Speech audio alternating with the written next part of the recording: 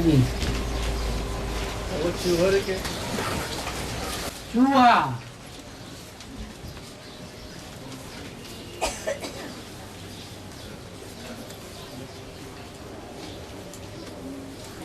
चूहा जैसे ठंडी ठंडी फूंक मारता है ना, उस समय अच्छा लगता है, फिर काट लेता है। तो यहाँ भी बुद्धियों को तोड़ना मुश्किल हो जाता है। जोड़ते जोड़ते जोड़ लेते हैं, तोड़ने के टाइम पर अगर कोई जोड़ ले तो उल्टा काम हो गया।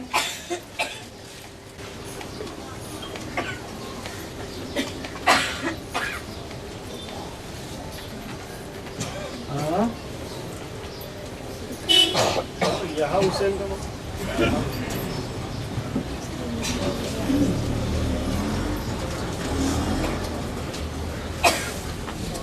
मुसलमानों में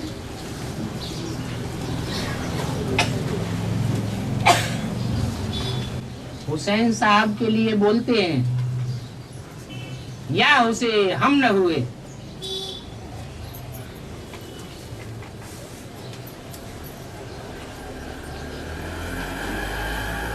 बहुत दुखी होते हैं।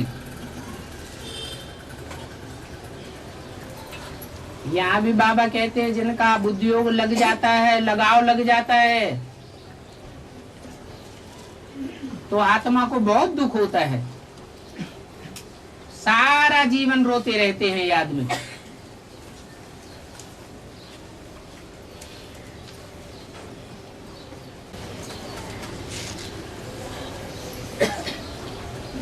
बाबा अभी मुरली में है हरिजन, और गांधी जी भी हरिजन बांधे, दोनों में फर्क है क्या?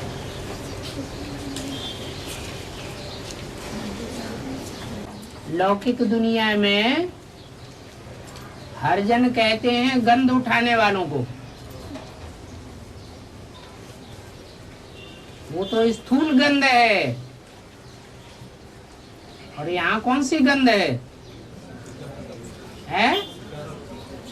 ये विकारों की गंध है।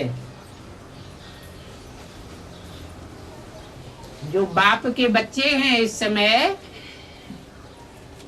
वो बेहद के हरिजन हैं।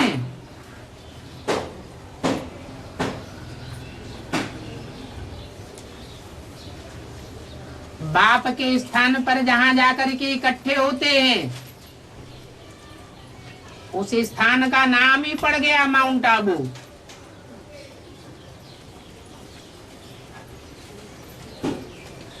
दुनिया की बड़ी से बड़ी बदबू का पहाड़ इकट्ठा हो जाता है।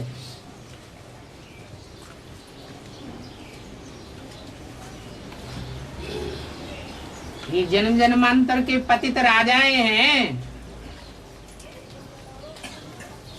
जो आखिरी जन्म में आकर के हरिजन बनते हैं।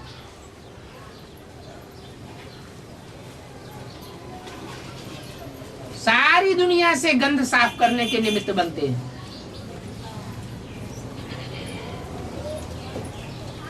बाप के सहयोगी बच्चे हैं।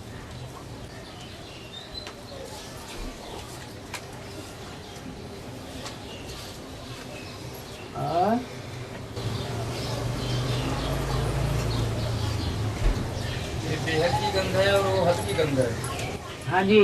बेहद की गंध और हद की जो गंध के लिए महात्मा गांधी ने जो उच्चारण किया था उसका, तो महात्मा गांधी हद की गंध साफ किया था। ये बेहद का महात्मा गांधी है, ब्रह्मा बाबा।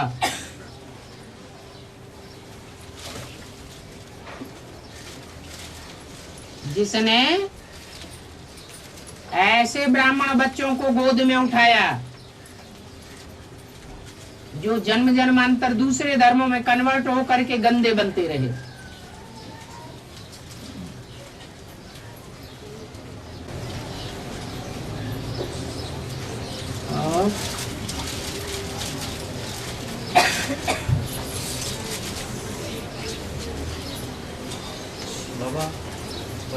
पार्ट के साथ में एक ही गाड़ी में जो लोग कनेक्शन में आए थे, मैंने 8 बच्चे बापा जब पहले वो पकड़ के छोड़ के और 7 ये कब कनेक्शन में आए थे वो? मैंने कलकत्ते में उनको साक्षात्कार का राज सुना ब्रह्मा को, उसके बाद सिंधा दरबार जाके यज्ञ स्थापना की। फिर कब उन्होंने उनको संदेश दिया जो बच्चे उनको एक ही गाड़ी में जो उन बच्चों ने श्रृंगार किया इन बीती गाड़ियों को, उससे पहले ही बाप ने उनका श्रृंगार किया होगा। बाप के डायरेक्ट बच्चे हैं, सारी दुनिया के पूर्वज हैं। हाँ। तो इससे साबित होता है कि पहले पहले उन बच्चों ने जन्म लिया, त्रिमूर्ति के बाद। फिर बंगाल से निकले होंगे तो। हाँ जी, जहाँ बाप वहाँ बच्चे।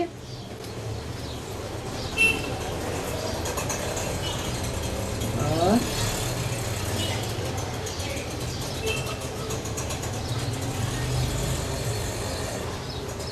यज्ञ स्थापना के पहले बाबा उनको संदेश मिल गया। स्थापना के पहले संदेश मिल गया। नहीं, स्थापना तो हैदराबाद में हुआ यज्ञ का। ज्ञान यज्ञ की स्थापना होती है, ज्ञान यज्ञ की शुरुआत होती है 3 मूर्तियों के द्वारा। वो जो 3 मूर्तियां हैं उनमें ज्ञान की मुख्य निमित्त मूर्ति कौन सी है?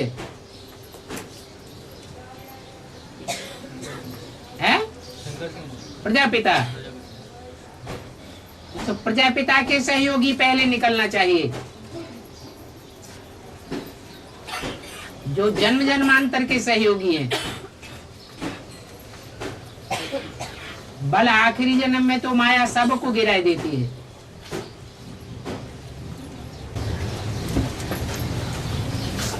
और सुखदेव जी को पाते हैं ना, हाँ जी, उनको संदेश कब मिला ये जानना था। त्रिमूर्ति को संदेश जो मिला है, त्रिमूर्ति में बाकी जो दूसरी मूर्तियां 2 हैं, विष्णु की मूर्ति और जगदम्बा की मूर्ति, वो पहले समझेंगी, या जो बाप के नजदीकी बच्चे हैं वो पहले समझेंगे। तो वो 8 ही ज्यादा नजदीकी हैं। इतने नजदीकी हैं कि जन्म जन्मांतर नजदीक रह करके पाठ बजाते हैं। मूर्ति के दोनों मूर्तियों के ज्यादा नजदीकी है वो। हाँ जी, नहीं तो बाकी 2 मूर्तियां वो भी अष्टदेव में आ जाए ना।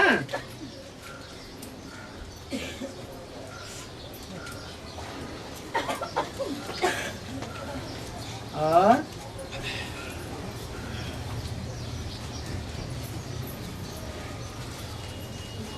जो वैष्णवी है वो तो चंद्रवंशी है, सूर्यवंशी तो नहीं है मूल रूप में। और जो जगदम्बा है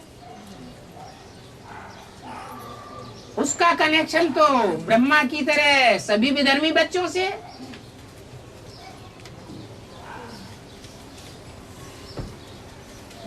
तो दोनों के अष्टदेव में आने की बात ही नहीं।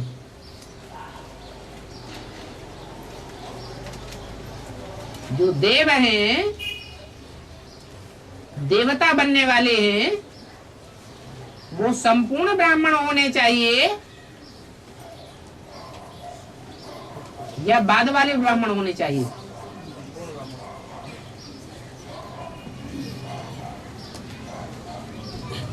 जो संपूर्ण ब्राह्मण बनते हैं वो बहुत सेवादारी होते हैं, चाहे बेसिक नॉलेज हो चाहे एडवांस नॉलेज हो। जब से ज्ञान में चलेंगे, कागज में समर्पित हो या न हो, खून से लिख करके देवे या न देवे, उनका सारा जीवन समर्पितमय होता है। शुरुआत से ही नष्टो मोहा स्मृति लब्धा की झलक दिखाई पड़ती है। इसलिए बोला है 90 समय का पुरुषार्थ अंत समय में काम आता है।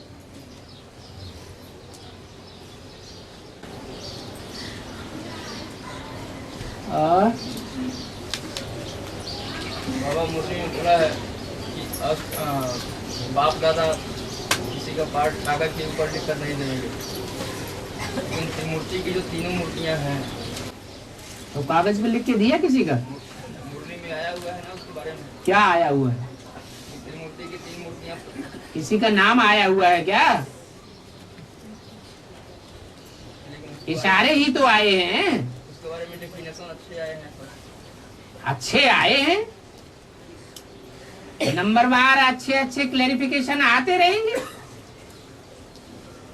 समझने वाले बच्चे समझते रहेंगे। जो ब्राह्मण सो देवता बनने वाले होंगे उनके लिए इशारा ही बहुत काफी है। बाकी नाम तो किसी का नहीं बतावेंगे।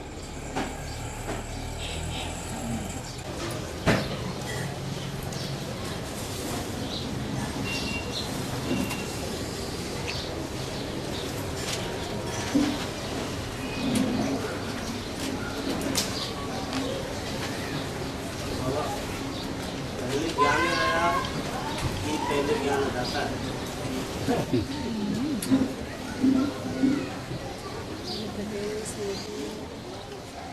ज्ञान है रोशनी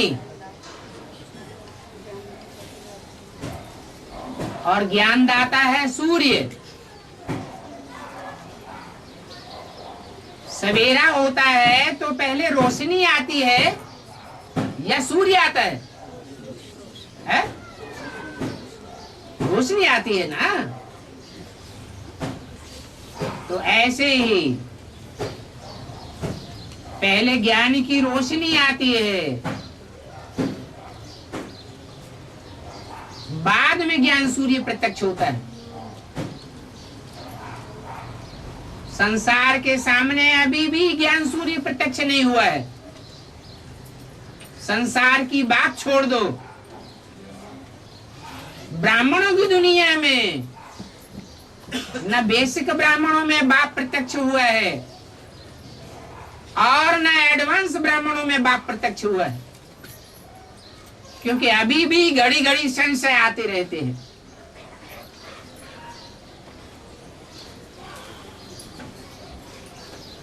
संशय आते हैं तो संशयात्मा विनश्यति, आत्मा का विनाश नहीं होता है, पद का विनाश हो जाता है।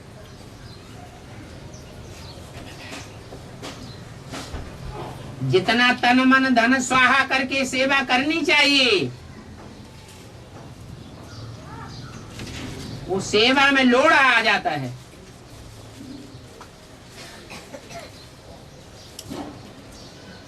आत्मा बाप का बनते बनते रह जाती है, कदम पीछे हट जाता है।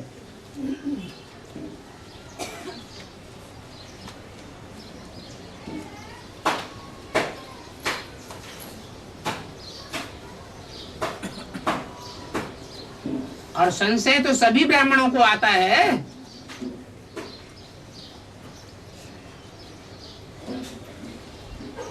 नंबरवार हैं।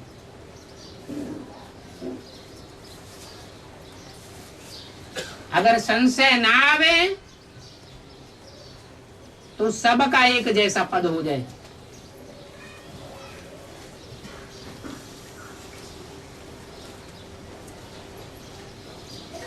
संशय का अभिप्राय पद से है बाबा या जन्म से? संशय आत्मा विनश्यति, आत्मा का विनाश होता है या आत्मा के पद का विनाश होता है? पद का विनाश हो जाता है। जैसे संशय आए तो उसकी मृत्यु हो गई, ऐसा बताया। आत्मा की मृत्यु होती है, निश्चय कम हो गया, निश्चय टूट गया, तो आत्मा पुरुषार्थ में जितना आगे बढ़ना चाहिए उतना आगे नहीं बढ़ पाती। मन मत अच्छी लगती है, मनुष्यों की मत अच्छी लगती है,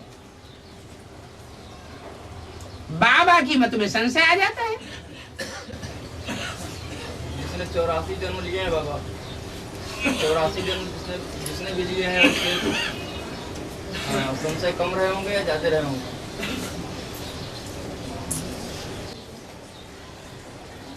अभी ब्राह्मणों की दुनिया में जो लगातार जी जान से ईश्वरीय सेवा में लगे हुए हैं,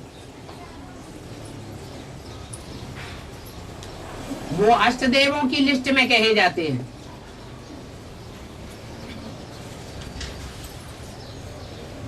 उनको संशय जास्ती आते हैं या कम संशय आते हैं? क्या कहेंगे? हैं? कम संशय आते हैं। क्या उनके 84 जन्म नहीं होंगे?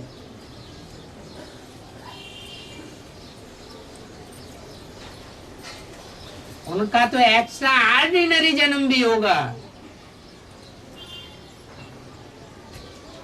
जो अभी हो रहा है। हाँ जी।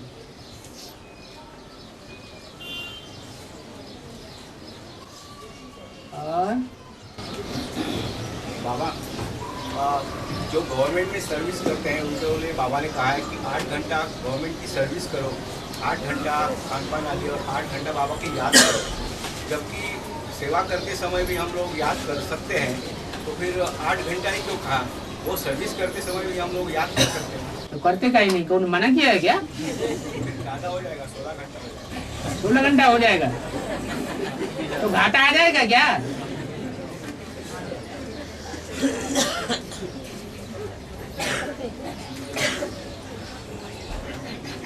बम्बैया मैंने बातें बनाना बहुत आता है।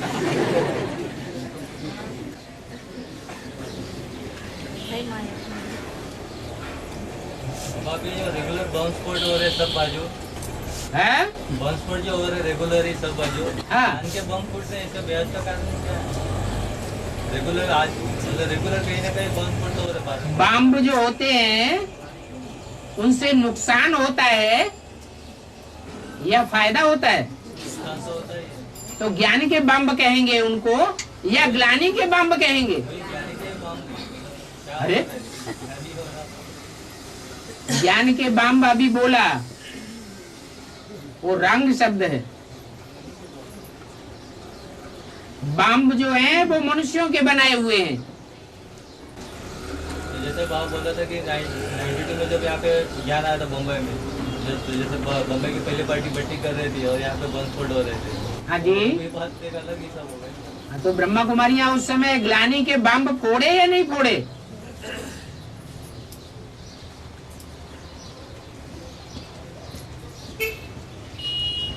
और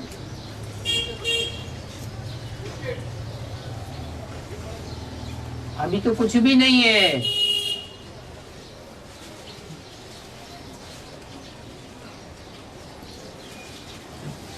अभी तो छोटी मोटी रिहर्सल होती रहती है। अभी आती में अभी कहाँ आती में जा रहा है? बढ़ते ही जा रहे हैं, मतलब थोड़ा थोड़ा दिल्ली में ज्यादा ही हो रहा है। ऐसे छुटपुट तो होता ही रहता है हमेशा।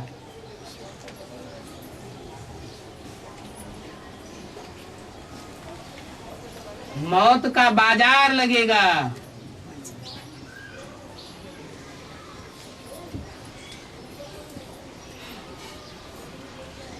और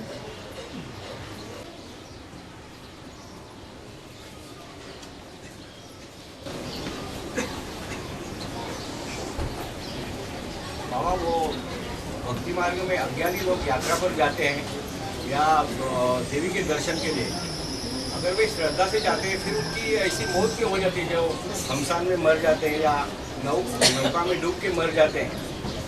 बाबा अगर भक्ति का फल देने के लिए आया है तो फिर ऐसा क्यों होता है? बाबा तमो प्रधान भक्ति का फल देने पहले आता है या सतो प्रधान भक्ति का फल देने पहले आता है?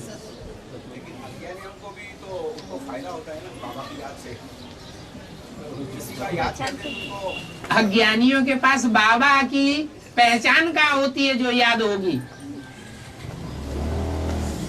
जब पहचान ही नहीं है तो याद का सवाल ही नहीं। भक्ति माना ही अंधश्रद्धा, और अंधश्रद्धा से नुकसान होगा या फायदा होगा? अंधश्रद्धा से तो नुकसान ही नुकसान हो रहा है।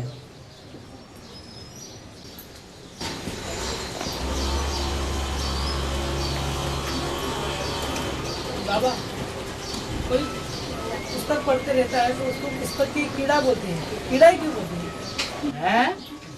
पुस्तक पढ़ते हैं, ज्यादा पढ़ाई पढ़ते उसमें रहते हैं, तो उसको किताबी कीड़ा कहा जाता है। हाँ, तो उसको फूल वगैरह ऐसे क्यों नहीं? अच्छा काम करता है।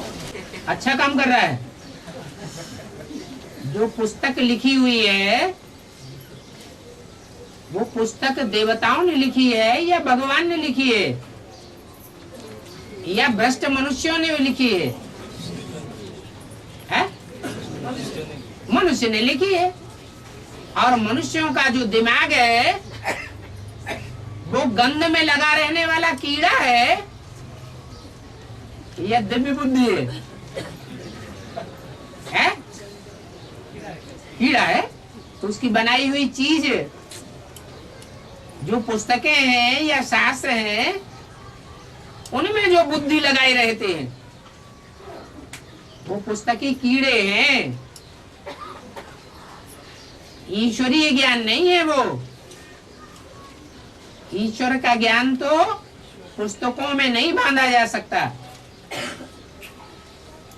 उसके लिए तो गायन है। सारे सागर को स्याही बनाओ, सारे जंगल की कलमें बनाओ, तो भी ज्ञान खूटेगा नहीं। ईश्वरीय ज्ञान की ये खासियत है कि कोई भी प्रश्नों का समाधान करने के लिए कोई पुस्तक को कंसल्ट करने की जरूरत नहीं है। हर प्रश्न का समाधान ईश्वरीय ज्ञान के आधार पर डायरेक्ट दिया जा सकता है। वो शास्त्रवादी लोग तो शास्त्र कंसल्ट करते हैं। कोर्ट में जाते हैं तो बड़ी बड़ी मोटी मोटी किताबें कंसल्ट करते हैं वकील लोग, तब जवाब मिलता है। यहाँ तो हर बात का जवाब डायरेक्ट मिलता है।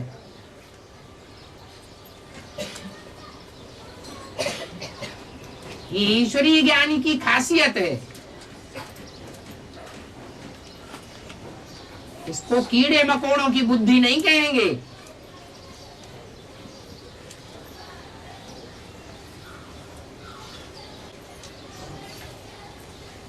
और बाहुबल वाले विनाश को पाएंगे, बाहुबल वाले विनाश को पाएंगे। तो विकार में जाना भी बाहुबल है। और योगबल है। विनाश को पाएंगे। अभी तक आप इसे योगबल समझ रहे थे, है? विपरीत कर्म जो किया जाता है उसको विकार कहा जाता है। जो रीति भीति भगवान ने नहीं बताई है। भगवान सुख देना सिखाता है या दुख देना सिखाता है?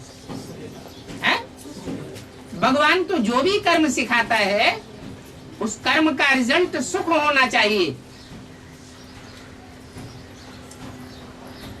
उसका गायन होता है।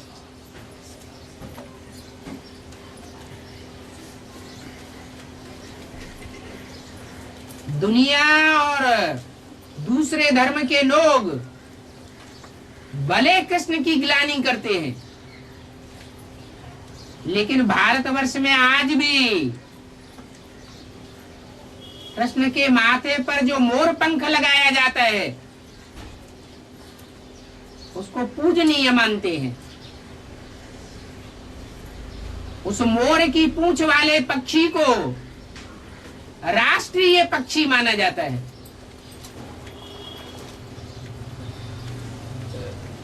कर्म करने करने की रीति है। विकारी भी उन्हीं कर्म इंद्रियों से कर्म करता है।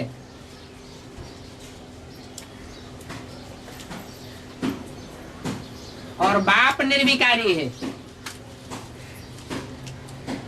वो भी कर्म धारा को छोड़ना नहीं सिखाता, परंतु बाप की कर्मेंद्रिय पूजी जाती है।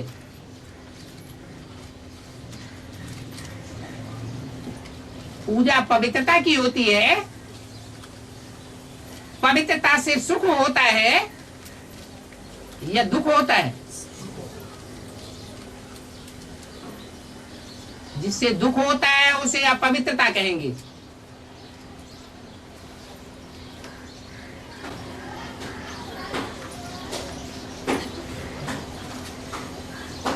और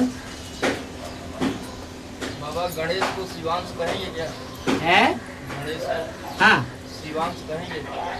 शिवास्त्र, शिवांश शिव का अंग, तो जैसे बच्चा होता है, गणेश को अंश अंश गणेश कोई बच्चा होता है, शिव का क्या? दिखाया हुआ है। तो शास्त्रों में जो दिखाया हुआ है वो विकृत बुद्धि से दिखाया हुआ है। भगवान बाप तो कहते हैं मैं जानवरों को सुधारने आता हूं या मनुष्यों को सुधारने आता हूं? है? जब मनुष्यों को सुधारने आता हूं तो मनुष्यों को देवता बनाऊंगा, न कि जानवर बनाऊंगा। बाबा उसका सारा शरीर तो मनुष्य का ही है, है? खाली नाक ही बड़ी है। निशानी तो है, सारे शरीर में दैवत्व झलकता हो और मुख में देवान झलकता हो। फिर भी वो पूजनीय है। कौन पूजता है? कलयुगी मनुष्य पूजते हैं या द्वापर युगी मनुष्य पूजते हैं? पूजने वाले कौन हैं? पूजने वाले तमो प्रधान दुनिया के लोग हैं या रजो प्रधान दुनिया के लोग हैं? सारे देवताओं ने बाबा वरदान दिया उनको, पहले आपकी पूजा होगी फिर दूसरों की। जो भी बातें शास्त्रों में लिखी हुई हैं वो शास्त्रों की बातों का क्लैरिफिकेशन कौन देता है? असली बाबा फिर बाबा ने गणेश को हनुमान को देवता बताया, लेकिन बंबई में रहते हैं, वाइब्रेशन सारा बना हुआ है, इसलिए यहाँ भी वही बातें बोलेंगे। बाबा कलयुग में सबसे ज्यादा पूजा अगर होती है किसी की तो गणेश। कलयुग क्यों कहते हो? कलयुग की पूजा क्यों अच्छी लगती है? कलयुग में व्यभिचारी पूजा होती है और द्वापर के आदि में अब व्यभिचारी पूजा अच्छी होती है। तो हमें उल्टी सीढ़ी चढ़ना है या नीचे जाना है? हैं? नहीं, उसका क्लैरिफिकेशन ज्यादा थे बाबा। क्लैरिफिकेशन तो बाबा ने दे दिया ना, मैं मनुष्यों को देवता बनाता हूं। मनुष्य ही सुधर सकता है, जानवर बुद्धि को सुधारा भी जाएगा तो भी जानवर ही बनकर के रह जाएगा। वो सात नारायण सतयुग के वो क्यों अधूरे ब्राह्मण बनकर रह जाते हैं? क्यों अधूरे देवता बनते हैं? 16 कला संपूर्ण क्यों नहीं बन पाते? क्योंकि कन्वर्शन होता है उनका। कौन से धर्मों में? निचले धर्मों में कन्वर्शन होता है। इसलिए बताया कि जो बीज जिस जाति का होता है उसको कितना भी परिष्कृत किया जाए उसकी जाति नहीं बदलती है।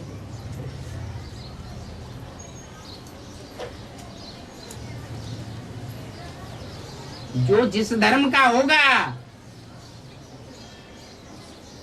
वो उसी की बात मानेगा, उसी की महिमा करेगा। इसलिए बोला है देवताओं की महिमा करने वाले, देवताओं को पूजने वाले देव योनि में जाते हैं, भूत प्रेतों की पूजा करने वाले भूत प्रेत योनि में जाते हैं, भूत प्रेतों की ही महिमा करते रहेंगे। और भगवान को मानने वाले, भगवान भगवती बनने वाला जो युग है, स्वर्णिम संगम युग, वहां की श्रेष्ठ से श्रेष्ठ प्राप्ति करते हैं।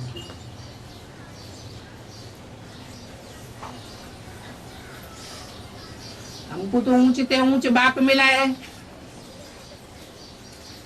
तो बुद्धि में सदैव ऊंचते ऊंच रहना चाहिए, या नंबरवार बुद्धि में तैरते रहे।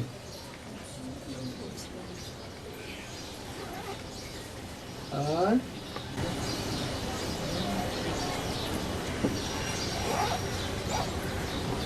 बाबा कराची से जब ब्रह्मा बाबा निकला था भारत आने के लिए, भारत आने के लिए तो पहले बम्बई आए थे, तो उनका फिर जहाँ पे बम्बई में ठहरने के सकते थे, यहाँ से फिर माउंट आबू जाने के थे, मतलब माउंट आबू जाने का कैसा उनका डायरेक्शन मिला?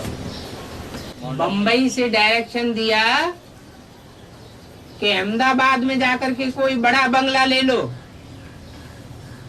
लेकिन बहुत प्रयास करने पर भी विश्व किशोर बाबू को अहमदाबाद में कोई बड़ा बंगला खाली नहीं मिला, और माउंट आबू में कोठी मिल गई। इसलिए सहज मिले सो दूध सम, वहां जाकर ठहर गए। रामा प्लान अनुसार अच्छा ही हुआ या बुरा हुआ? अच्छा हुआ, बड़ा वही और ब्रह्मा से विष्णु बोलते हैं, और विष्णु ब्रह्मा के नाभि से विष्णु निकले, विष्णु के नाभि से ब्रह्मा निकले, इसका राज्य क्या है? यज्ञ के आदि में और षष्ठी के आदि में जो श्रेष्ठ से श्रेष्ठ पाठ बजाने वाला युगल है, वो कौन है?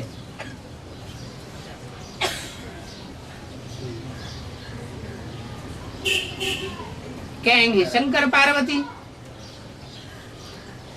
आदि में सो अंत में। तो संगम युग की शुरुआत जब होती है तो ब्रह्मा बाबा की जो युगल थी यशोदा माता,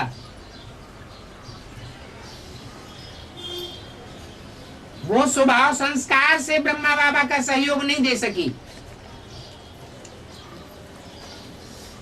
इसलिए ओम राधे मम्मा को निमित्त बनाना पड़ा। उस युगल को संस्कारों का मेल मिलाने वाला विष्णु फरिश्ता नहीं कहेंगे, आदि सो अंत। वो प्रजापिता वाली ही आत्मा थी, जो सृष्टि के आदि में भी नरसो नारायण नारी सो लक्ष्मी बनती है, और जब सृष्टि का अंतकाल होता है तो संगम युग की शुरुआत में भी वो विष्णु रूप होती है। संस्कार जैसे मिले हुए होते हैं, बल सतयुगी संस्कार तो नहीं हो सकते, फिर भी दुनिया के जो और युगल हैं उनके मुकाबले उनके स्वभाव संस्कार का मेल जास्ती होता है। तो वो युगल हुआ विष्णु यज्ञ के आदि में, और फिर सन 47 में 10 साल के बाद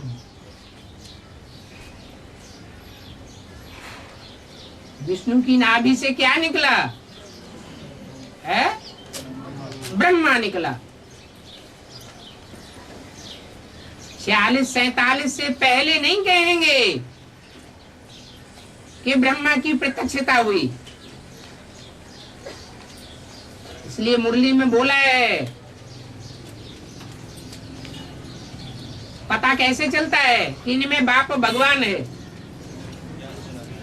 जब मुरली चलाते हैं, ज्ञान सुनाते हैं, तो सन 46-47 से पहले ब्रह्मा के द्वारा कराची में वाणी नहीं चलाई गई। मुरली में बोला है, कराची से मुरली निकलती चली आई है। हिंदुस्तान पाकिस्तान का जब बंटवारा हुआ और जो 7-7 तालों में बंद करके रखी गई थी 300-400 कन्याएं, माताएं, उनको मौका मिल गया अचानक और ब्रह्मा बाबा के पास भाग के चली आई। उस समय ब्रह्मा बाबा का नशा चढ़ गया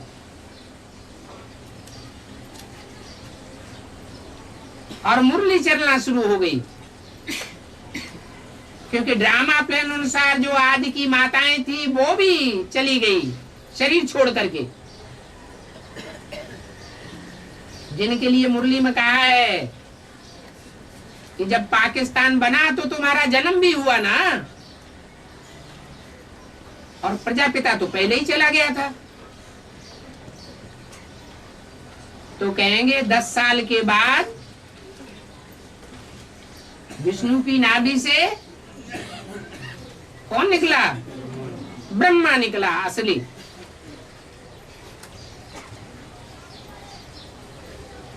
फिर ब्रह्मा प्रत्यक्ष होता रहा 68 तक।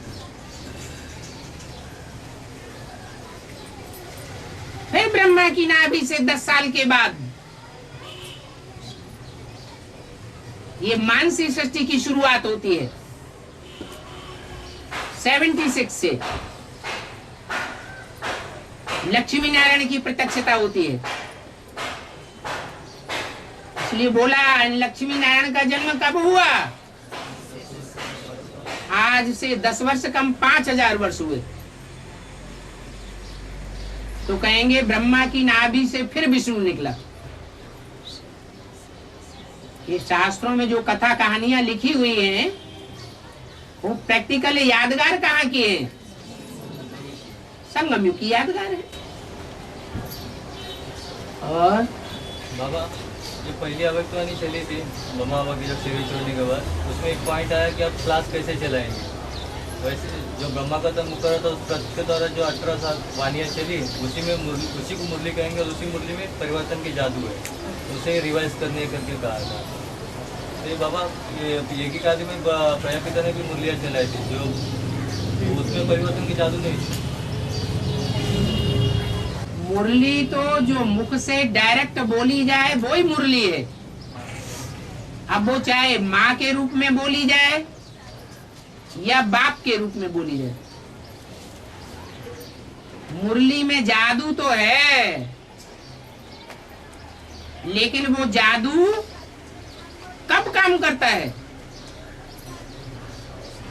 समझ में आएगा तब जादू काम करेगा, या कोई मंत्र है जो पढ़ने मात्र से जादू का काम करेगा? यहाँ तो ज्ञान कहा ही जाता है समझ को। ब्रह्मा के मुख से जो मुरली बोली गई वो ब्रह्मा ने ही नहीं समझ पाई। अगर ब्रह्मा ने समझी होती तो ब्रह्मा ने बाप को भी पहचाना होता, और फिर शिव बाप को मुरली में ये कहने की दरकार नहीं पड़ती कि आश्रम के नाम से पहले प्रजापिता शब्द ऐड करो। तुम ब्रह्मा कुमार कुमारी नहीं हो, सिर्फ तुम प्रजापिता ब्रह्मा कुमार कुमारी हो। आज तक भी न ब्रह्मा की बुद्धि में ये बात बैठी है और न तथाकथित ब्रह्मा कुमार कुमारियों की बुद्धि में ये बात बैठी है कि हम सब प्रजापिता ब्रह्मा कुमार कुमारी हैं। सिर्फ ब्रह्मा कुमार कुमारी नहीं तो बाप कोई नहीं पहचाना तो क्या कहें?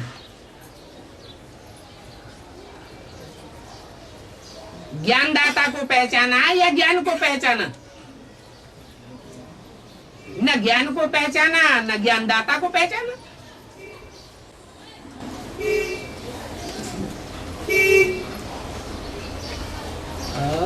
बाबा, मुरली में बोला कि अर्धनारेश्वर का पाठ है बम्बा देवी है।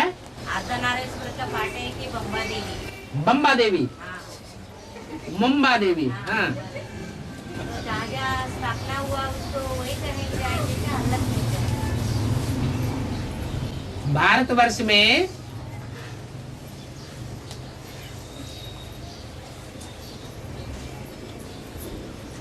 ये ज्ञान जब आया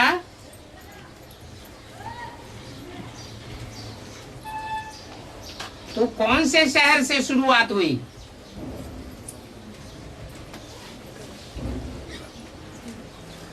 भले ज्ञान को कोई ने समझा या नहीं समझा, मुंबई से। लेकिन बंबई से शुरुआत हुई। ये बंबई माया की नगरी है।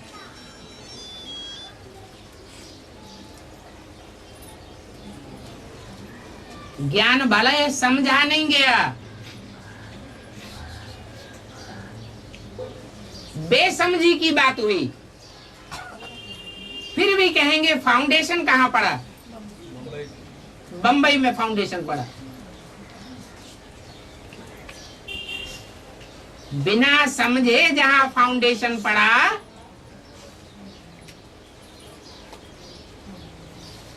उसका नाम बंबई पड़ा।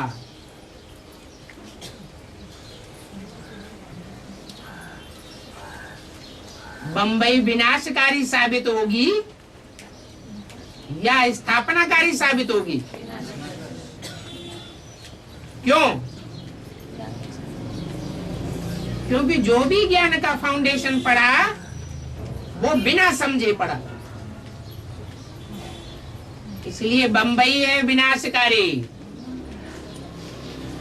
वही ज्ञान का फाउंडेशन दिल्ली में पड़ा 76 से। समझ पूर्वक फाउंडेशन पड़ा या बिना समझे पड़ा? समझ पूर्वक पड़ा, इसलिए दिल्ली हो गई स्थापनाकारी।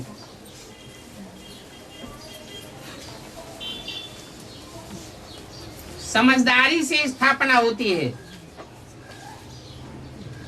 बेसमझी से जो एटम बम बनाए गए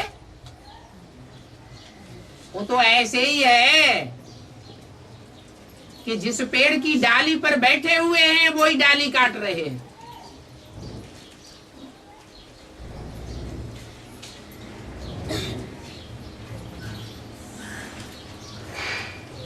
फिर भी ज्ञान में तीखे दूसरे शहरों के लोग हैं, ये बंबई में ज्यादा तीखे और सभी शहरों में तथाकथित विष्णु पार्टियों का प्रभाव जम गया, लेकिन बंबई में वो अधूरे ज्ञानियों का कोई प्रभाव नहीं होता, क्योंकि ये हर हर बम बम की नगरी है।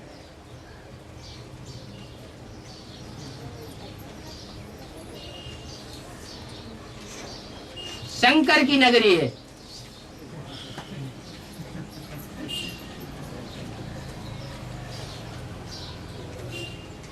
भले साथ में पार्वती नहीं है,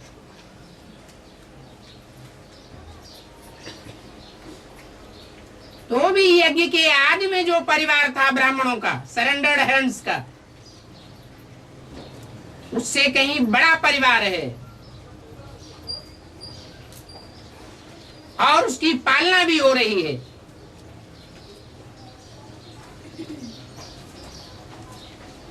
पालना बिना माता की होती है क्या? है? माता के द्वारा बाप पालना कर लेता है बच्चों की? नहीं। इसलिए अर्धनारीश्वर का गायन है।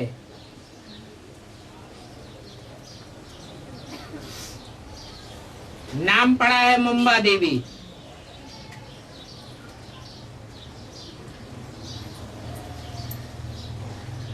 प्रेमा बाबा हुआ ना बाबा, है? प्रेमा बाबा हुआ ना। हाँ जी।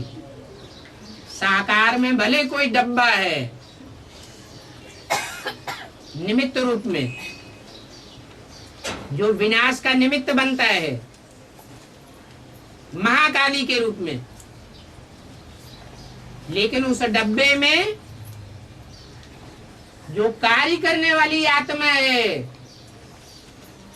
वो ब्रह्मा की है।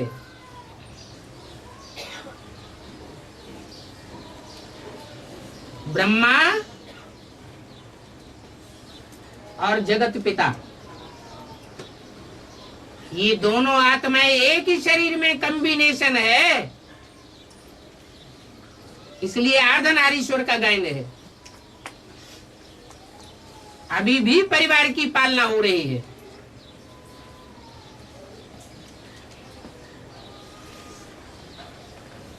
और अंत तक होती रहेगी।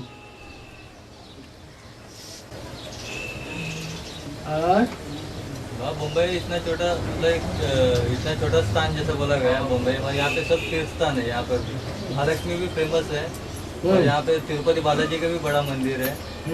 प्लस शंकर का जो 12 शिवलिंग में से बाबूनाथ का जो मंदिर है वो भी है इतना बड़ा।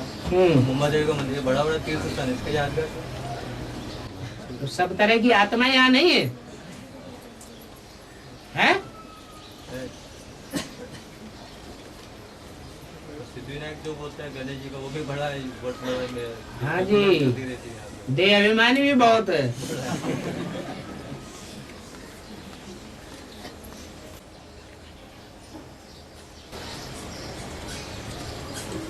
यादव शब्द का अर्थ क्या है? यादव शब्द का अर्थ यादव नहीं है, यदुवंशी है।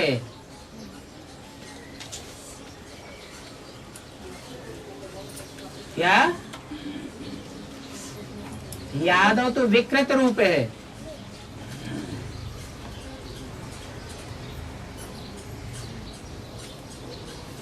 हिंदी में उनको अहीर कहते हैं।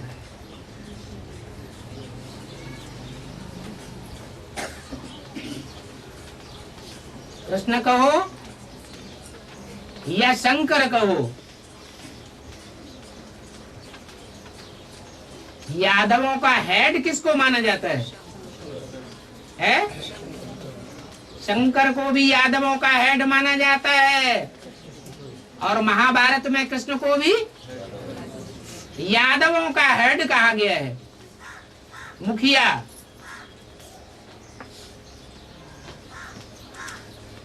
परंतु यादवों की मेंटलिटी में और कृष्ण या शंकर की मेंटलिटी में बहुत भारी फर्क है।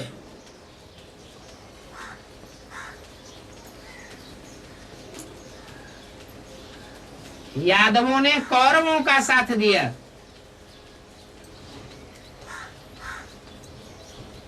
तो बुद्धि को संग का रंग किसका लगता है?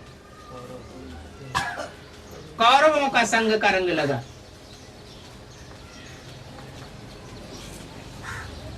और कृष्ण ने पांडवों का साथ दिया। कृष्ण को भगवान कहा जाता है, वो पांडवों का सरपरस्त भी साबित हो गया।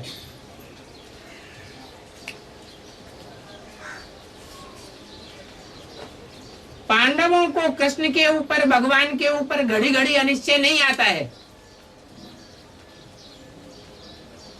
लेकिन यादवों और कौरवों को घड़ी घड़ी अनिश्चय आता है। किसके ऊपर? भगवान के ऊपर। ये मेंटेलिटी में भारी फर्क हो जाता है।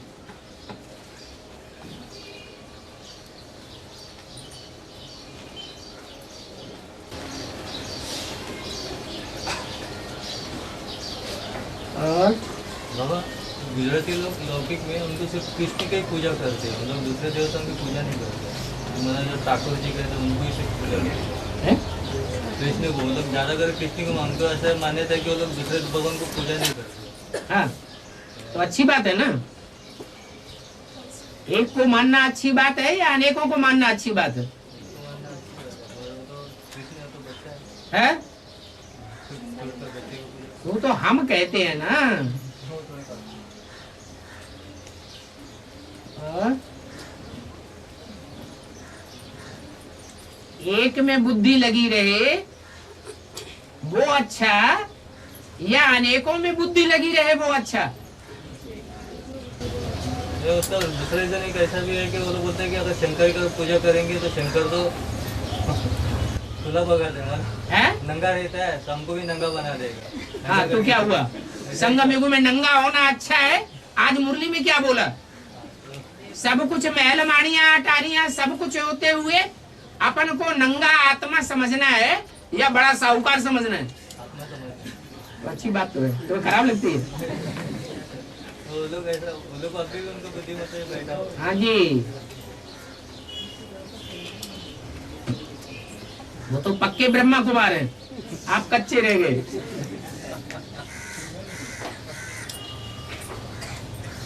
और